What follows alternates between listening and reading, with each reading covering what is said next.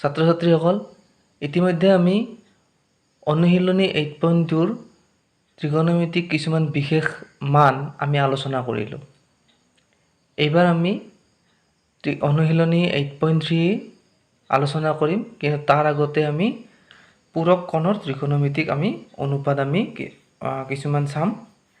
এতিয়া চাবা পূৰক কোণ কাক কয়।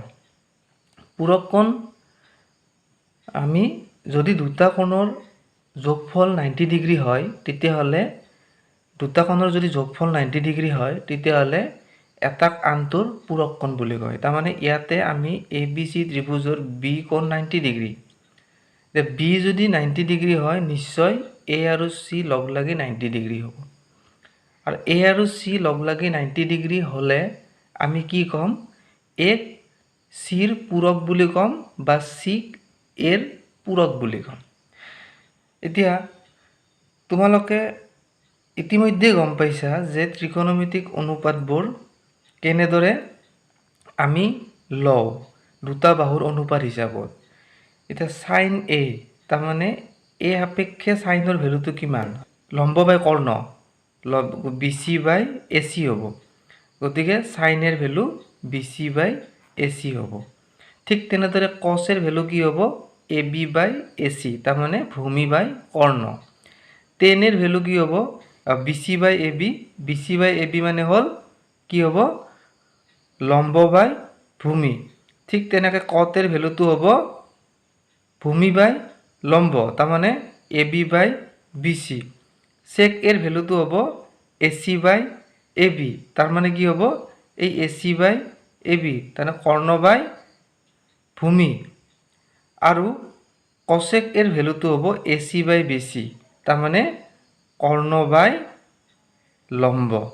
এইখিনি তোমালোকক একদম প্ৰথম চেপ্টাৰত মই ত্ৰিকোণমিতিক অনুপাতবোৰৰ বিষয়ে যেতিয়া আলোচনা কৰিছিলোঁ তেতিয়া কৈ দিছোঁ যে প্ৰথম চেপ্টাৰত কেনেদৰে আমি ত্ৰিকোণমিতিক অনুপাতবোৰ মনত ৰাখোঁ দুটা বাহুৰ অনুপাত হিচাপত। এতিয়া আমি এটা বেলেগ কথাই আলোচনা কৰিম। প্ৰথমতে তোমালোকে এইখিনি প্ৰথম চেপ্টাৰতে পাইছা। এতিয়া আমি C কোণটো আমি কেনেদৰে পাম? C কোণটো 90 ডিগ্ৰী মাইনাছ A কোণ। যিহেতু কোণ A প্লাছ কোণ C ইকুৱেল 90 ডিগ্ৰী। A কোণ আৰু C কোণ লগ লাগি 90 ডিগ্ৰী। গতিকে চিৰ মানটো কিমান হ'ব? কোণ চিৰ মান হ'ব 90 ডিগ্ৰী মাইনাছ A।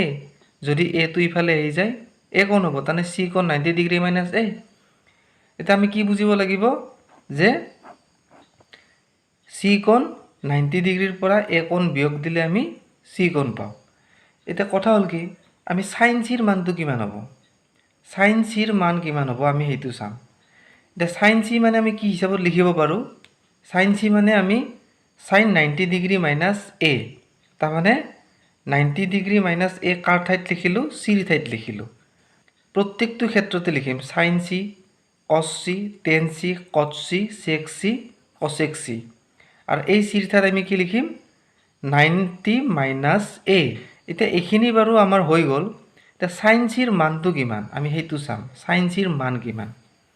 এতিয়া সাইন চিৰ মান হ'ল এইটো যদি চি সাপেক্ষে যদি লওঁ তেতিয়াহ'লে সাইন চি মানে হ'ল সাইনৰ ভেলুটো কি হ'ব?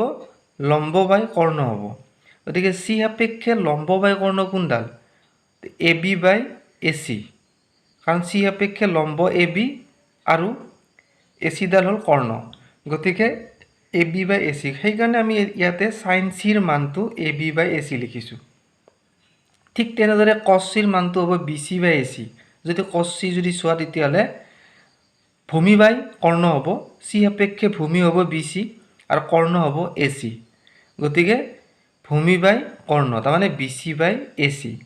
ঠিক তেনেদৰে টেন চিৰ মান কিমান হ'ব? লম্ব বাই ভূমি। গতিকে চি সাপেক্ষে লম্ব এডাল আৰু ভূমি এইডাল, গতিকে AB বাই BC। কট চিৰ মান কিমান হ'ব?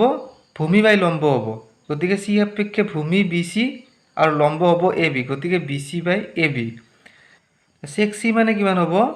চেক চি মানে হ'ব কৰ্ণ বাই ভূমি AC বাই BC। চি সাপেক্ষে কৰ্ণ AC আৰু ভূমি হ'ল BC। আৰু কচেক চি মানে হ'ব আমাৰ কৰ্ণ বাই লম্ব, তাৰমানে চি সাপেক্ষে কৰ্ণ এ চি আৰু লম্ব হ'ল এ বি, তাৰমানে A C by A B. A C by A B. এতিয়া আমি এই মানকেইটা ইয়াৰ পৰা চাম। এই মানকেইটা আচলতে কি? তো এ বি বাই এ চি মানে কিমান? এ বি বাই এ চি মানে হ'ল cos A. B C by A C মানে কিমান? B C by A C মানে sine A. A B by B C মানে কিমান আছিল? A B by B C মানে আছিল A B by B C মানে কট এ। ঠিক তেনেদৰে B C by A B মানে আছিল B C by A B tan A. A C by B C A C by B C কচেক এ, আৰু A C by A B sec A. আমি এই মানকেইটা ইয়াৰ পৰা আমি চালোঁ। এতিয়া তোমালোকে মন কৰিবা যে এইটো মানৰ লগত এইটো মান কেনেদৰে সম্পৰ্ক। আমি এইখিনি জাষ্ট বুজাৰ কাৰণে কৰিলোঁ। আমাৰ মনত ৰাখিব লগা বিষয়টো হ'ব এই মানটোৰ পৰা এই মানটো কেনেদৰে সম্পৰ্ক।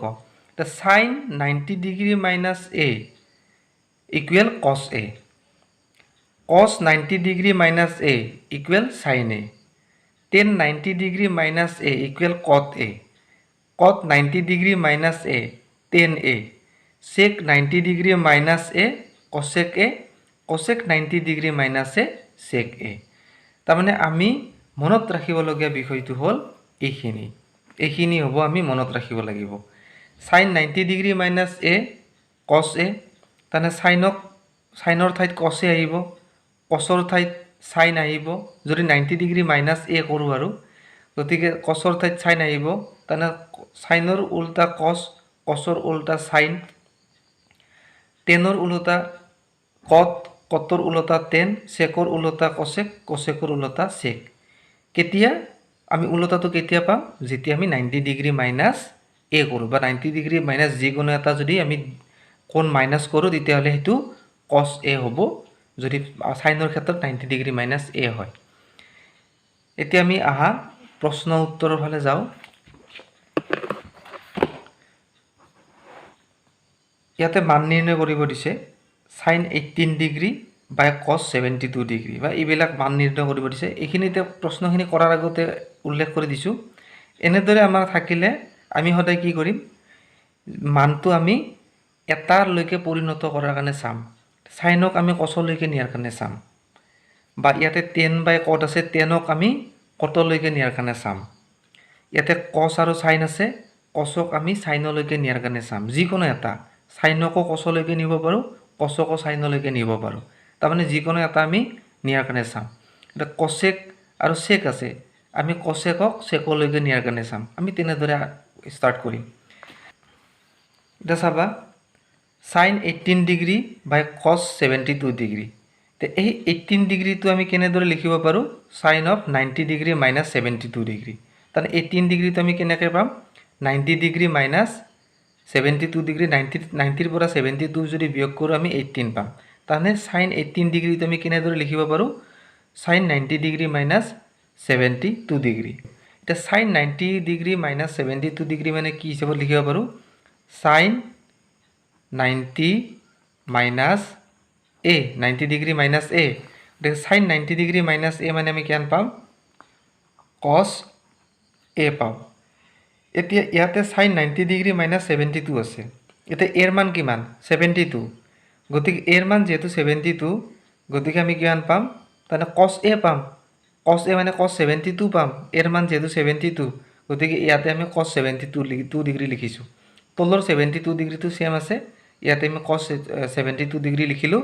গতিকে আমি কিমান পাম? কছ 72 ডিগ্ৰী, কছ 72 ডিগ্ৰী কটাকটি যাব, গতিকে পাম আমি ইয়াতে 1। ঠিক তেনেদৰে আমি 5 নম্বৰটো চাম। 5 নম্বৰটো দিয়া আছে চাইন 35 ডিগ্ৰী, চাইন 55 ডিগ্ৰী, কছ 35 ডিগ্ৰী, কছ 55 ডিগ্ৰী। এতিয়া আমি এইটোক এইখিনি যদি আমি কছলৈকে নিব পাৰোঁ, তেতিয়া আমি এনচাৰটো উলিয়াব সহজ হ'ব। গতিকে চাইন 35 ডিগ্ৰীটো আমি কেনেদৰে লিখিব পাৰোঁ? 35 মানে হ'ল 90 ডিগ্ৰী মাইনাছ 55 ডিগ্ৰী। চাইনৰ এইটো হ'ব কি? 35টোক আমি 90 ডিগ্ৰী মাইনাছ 55 হিচাপত লিখিব পাৰোঁ, কাৰণ 90ৰ পৰা 55 বিয়োগ কৰিলে আমি 35 পাম। ঠিক তেনেদৰে 55টো আমি কেনেকৈ পাম? 90 ডিগ্ৰী মাইনাছ 35, 90ৰ পৰা 35 বিয়োগ কৰিলে আমি 55 পাম। আৰু বাকীখিনি আমাৰ সেম ৰাখিলোঁ, বাকীখিনি একে ৰাখিলোঁ। তো ইয়াৰ পৰা কি হ'ব, sin 90 ডিগ্ৰী মাইনাছ এ, 90 ডিগ্ৰী মাইনাছ এ মানে cos এ পাম, কাৰণ সাইনৰ 90 ডিগ্ৰী মাইনাছ এ মানে cos এ, গতিকে এ মানে কিমান 55, গতিকে cos 55 লিখিলোঁ। ইয়াতো sin 90 ডিগ্ৰী মাইনাছ 35, এইটো আমি পাম কি cos এ, কাৰণ sin 90 ডিগ্ৰী মাইনাছ এ মানে cos এ, এৰ মানে হ'ল 35, গতিকে cos 35 লিখিলোঁ। গতিকে এইখিনিত পালোঁ আমি কিমান cos 55 ডিগ্ৰী cos 35 ডিগ্ৰী, আৰু ইয়াতো আছে cos 35 ডিগ্ৰী cos 55 ডিগ্ৰী, তাৰমানে এই দুটা একে। ইয়াতে cos 55 ডিগ্ৰী 35 ডিগ্ৰী পূৰণ হৈ আছে, ইয়াতে cos 35 ডিগ্ৰী আৰু cos 55 ডিগ্ৰীও পূৰণ হৈ আছে, গতিকে দুটা মান একে, একে মানৰ পৰা একে মান বিয়োগ কৰিলোঁ, গতিকে ইয়াতে পাম আমি 0। এবাৰ আমি 7টো চাম। 1ৰ 7টোত কি আছে, cot 54 ডিগ্ৰী বাই tan 36 ডিগ্ৰী আৰু tan 20 degree cot 70 degree minus কিমান 2। প্ৰথমতে আমি কি কৰিম, এইটো তলত 10 আছে নহয়, তলত 10 থাকিলে ওপৰতো 10লৈকে নিয়াৰ কাৰণে চাম। ওপৰতো 10লৈকে নিলে কি হ'ব, এতিয়া cot 90 ডিগ্ৰী মাইনাছ 36 ডিগ্ৰী, কিয় 54 ডিগ্ৰীক আমি কেনেদৰে লিখিব পাৰোঁ, 90ৰ পৰা 36 ডিগ্ৰী, তাৰমানে cot 54 ডিগ্ৰী আছেতো, 54ক আমি 90ৰ পৰা 36 বিয়োগ কৰিলে 54 পাওঁ, গতিকে 90ৰ পৰা 36 বিয়োগ হিচাপত আমি লিখিব পাৰোঁ। ঠিক তেনেদৰে ইয়াতে আমি কটৰ মান আমি এনেদৰে লিখিলে 90 মাইনাছ 36 লিখিলে এইটো আমাক 10লৈকে কনভাৰ্ট হ'ব। এতিয়া এইটো হৈ গ'ল। এতিয়া এইটো 10 আছে নহয়, তলত আছে cot, গতিকে এই 10টোক আমি কটলৈকে কনভাৰ্ট কৰিম। কটলৈকে যেতিয়া পৰিৱৰ্তন কৰিম, পৰিৱৰ্তন কৰিলে এই 10টো আমি 90 ডিগ্ৰী হিচাপত লিখিব লাগিব। এতিয়া 20 ডিগ্ৰীক 90 ডিগ্ৰী হিচাপত লিখিলে আমি কেনেদৰে লিখিম, 90 ডিগ্ৰী মাইনাছ 70 ডিগ্ৰী, কাৰণ 90ৰ পৰা 70 মাইনাছ কৰিলে 20 পাওঁ, গতিকে 10 90 ডিগ্ৰী মাইনাছ 70 ডিগ্ৰী মানে পাম আমি 20। এতিয়া 10 20 পাম।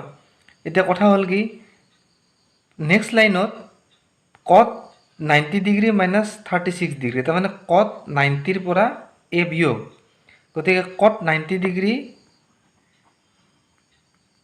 মাইনাছ এ কিমান পালোঁ আমি, কিমান পাওঁ 10a পাওঁ। গতিকে যিহেতু cot 90 ডিগ্ৰী মাইনাছ এ 10a পাওঁ, সেইকাৰণে আমি ইয়াতে কি লিখিছোঁ 10 36 ডিগ্ৰী, কাৰণ cot 90 ডিগ্ৰী মাইনাছ এ, এৰ মানটো হ'ল 36, গতিকে 10 36 পালোঁ।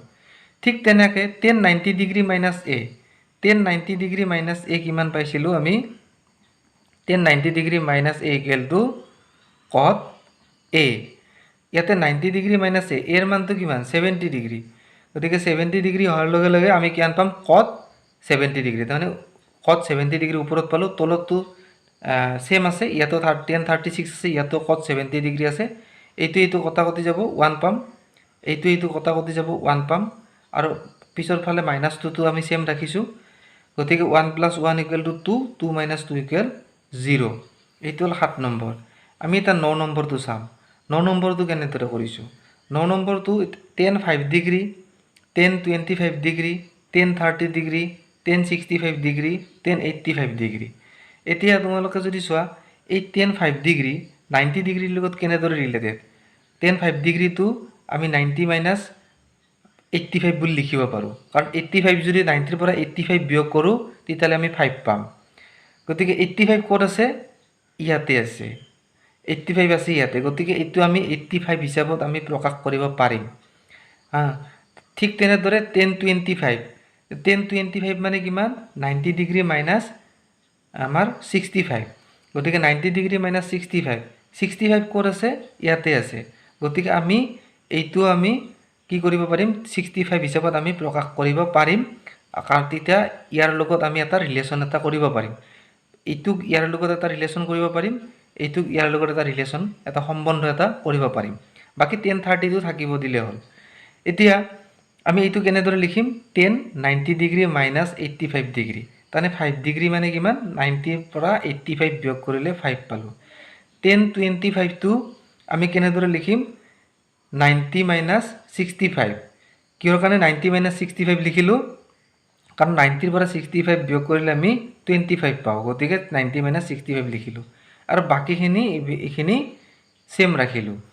এতিয়া 10 90 ডিগ্ৰী মাইনাছ এ, এ মানে কিমান 85 তাৰমানে tan 90 ডিগ্ৰী মাইনাছ a মানে হ'ল cot a গতিকে cot 85 ডিগ্ৰী আমি লিখিব পাৰোঁ ঠিক তেনেদৰে tan 90 ডিগ্ৰী মাইনাছ a মানে হ'ল 65 এইটো আমি cot 65 লিখিব পাৰোঁ ঠিক তেনেদৰে আমি বাকিখিনি একে ৰাখিলোঁ এটা বাকিখিনি একে ৰাখাৰ পিছত এইখিনিত আমাৰ কৰণীয় কি হ'ব এইখিনিত আমি cot 85 টো আমি 10 লৈকে কনভাৰ্ট কৰি দিম 10 লৈকে কেনেকৈ নিম আমি 1/10 85 ডিগ্ৰী কাৰণ এইটো আমি ফৰ্মুলা আগতে আমি পাইছোঁ cot a equal 1/10 a বা 10 a equal 1/cot a cot a 10 এর উল্টা গতিকে cot a equal to 10 a 1/10 a পাও সেইকাৰণে আমি cot a মানে 1/10 a এৰ মানে কিমান আছে 85 ডিগ্ৰী গতিকে 1/10 85 ডিগ্ৰী এটুকু আমি 1/10 65 ডিগ্ৰী লিখিলোঁ এই cot কেইটা আমি 10ত প্ৰকাশ কৰিলোঁ বাকিখিনি সেম থাকিল এতিয়া কথা হ'ল এই 1085 টো এই 1085 লগত কটাকটি যাব কিয় কাৰণ এইটো পূৰণ হৈ আছে এইটো 1085 ওপৰত আছে এইটো তলত আছে আকৌ 1065 ডিগ্ৰী এই 1065 ডিগ্ৰী লগত কটাকটি যাব 1065 ডিগ্ৰী ওপৰত আছে এইটো তলত আছে থাকিল 1030 ডিগ্ৰী এই 1030 ডিগ্ৰীৰ মান কিমান 1/√3 তোমালোকে 1 নম্বৰৰ বাকি কেইটা ম্যাথছ কৰিবা আৰু 2 নম্বৰৰ পৰা আমি নেক্সট ভিডিঅ'ত আকৌ আলোচনা কৰিম